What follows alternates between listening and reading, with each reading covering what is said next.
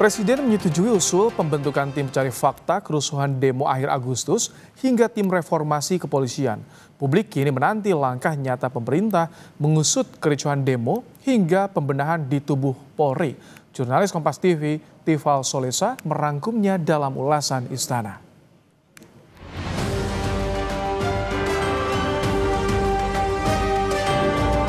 Semua aparat negara akan selidiki siapa yang bertanggung jawab. Buntut pasca demo ricuh di banyak daerah, dorongan membentuk tim independen pencari fakta mengemuka.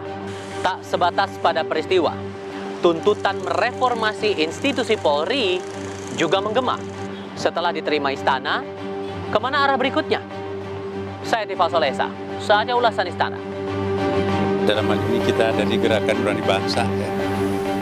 Dorongan datang dari Gerakan Nurani Bangsa usai bertemu Presiden Prabowo Subianto di Istana Kepresidenan Jakarta 11 September lalu. Salah satu usulan membentuk tim investigasi kerusuhan demo.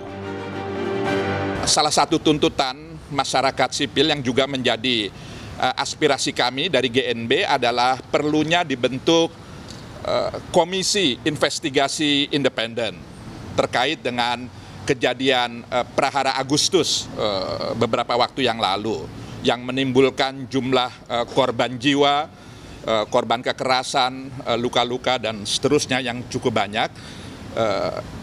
Presiden menyetujui pembentukan itu. Usul GNB itu disambut baik Presiden Prabowo. Menteri Agama Nasaruddin Umar bahkan menyebut itu telah lebih dulu dipikirkan Presiden. Iya, tadi Bapak Presiden juga menyampaikan ini gayung bersambut ya.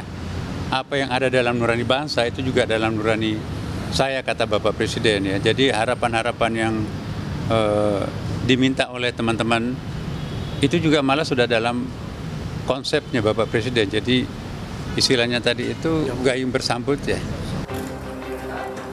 Sebanyak 6 lembaga nasional HAM telah lebih dulu membentuk tim independen pencari fakta kerusuhan demo akhir Agustus. Tim ini disebut akan bekerja paralel dengan tim investigasi yang bakal dibentuk pemerintah. Mudah-mudahan tim ini nanti bisa bekerja secara efektif untuk memberikan satu laporan kepada pemerintah dan DPR untuk agar peristiwa yang sama tidak terulang di masa yang akan datang. Dan jika ditemukan adanya satu pelanggaran HAM, justru ini nanti yang akan kita dorong dari sisi penegakan hukum dan juga pemulihan bagi para korban. Namun pada akhirnya Presiden tidak membentuk tim investigasi sendiri. Hal itu disampaikan Menko Hukum, HAM, Imigrasi dan Pemasyarakatan Yusril Ihza Mahendra usai pelantikan Menteri Wakil Menteri baru di Istana Kepresidenan Jakarta. Saya sudah mendapat penegasan dari Bapak Presiden barusan bahwa usulan untuk membentuk tim gabungan pengumpulan fakta terhadap kasus-kasus demonstrasi yang berujung kerusuhan akhir Agustus yang lalu itu tidak perlu dibentuk menurut Bapak Presiden.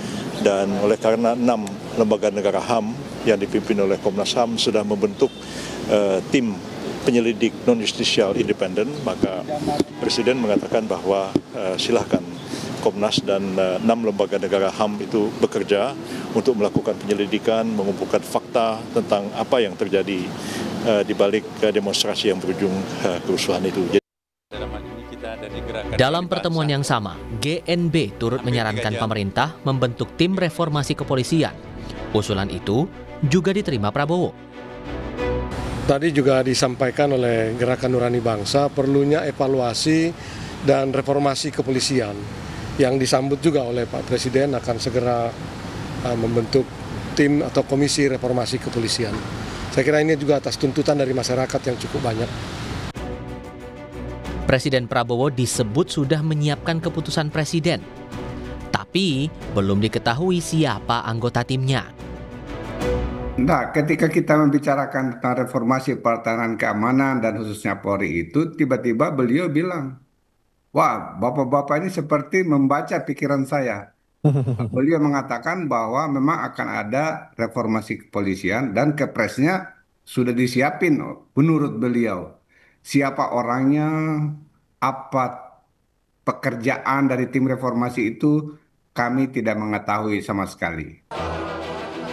Menko Hukum, HAM, Imigrasi dan Pemasyarakatan Yusril Ihza Mahendra membenarkan rencana terbitnya Kepres pembentukan Komisi Reformasi Kepolisian. Targetnya, tim akan memberi rekomendasi untuk revisi Undang-Undang Polri. Sekarang sudah harus dievaluasi kembali dengan menyesuaikan keadaan sekarang dan tuntutan dari rakyat untuk melakukan reformasi kepolisian kita. Jadi seperti apa nanti, nah ini tugas dari komisi atau komite reformasi inilah untuk merumuskan perubahan-perubahan itu, dan saran-saran itu akan diserahkan kepada Presiden nantinya. Ya, arahnya akan melakukan revisi terhadap Undang-Undang Polri itu sendiri. Pemerintah menjanjikan keputusan Presiden tentang tim reformasi Polri akan segera rampung. Tim reformasi Polri akan berjalan kapan, Mas? Tunggu, insya Allah dalam minggu ini. Mas, dalam bentuk apa itu, Mas? Instrumen hukumnya maksudnya? Instrumen hukumnya dalam bentuk disusul. Kepres, Mas? Kepres berarti, Mas. Kepres, Mas. Ada target spesifik, Mas, kapan Mas mulainya? Minggu ini insya Allah. Kapolri menanggapi pembentukan tim reformasi kepolisian oleh Prabowo. Menurutnya, proses reformasi di tubuh Polri terus berjalan selama ia menjabat.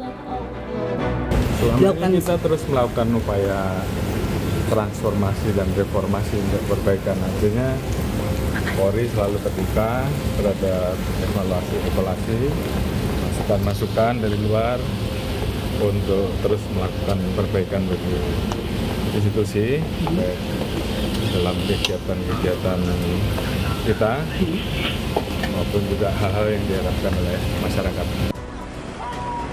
Ketua PBHI Julius Ibrani mengingatkan pemerintah, pembenahan menyeluruh di tubuh Polri bukan sebatas karena telah terjadi satu peristiwa seperti kericuhan demo akhir Agustus hingga awal September lalu. Dia terstruktur, dinamikanya terstruktur, maka perbaikannya, evaluasinya harus terstruktur. Saya catat betul usulan-usulan reformasi Polri dari berbagai macam pihak itu muncul ketika ada peristiwa.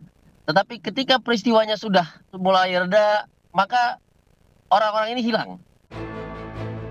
Tak berhenti di pembentukan tim independen, GNB menyampaikan pesan hak asasi manusia harus dipenuhi, dilindungi, dan dihormati. Mereka juga meminta para aktivis dan mahasiswa yang ditahan segera dibebaskan. Tindak lanjut atas fakta di balik kejadian menjadi keharusan. Pemangku kepentingan harus berbuat demi memperbaiki keadaan. Kepercayaan publik akan jadi taruhan. Untuk ulasan Istana, Tifal Solesa, Ian Faris, Kompas TV.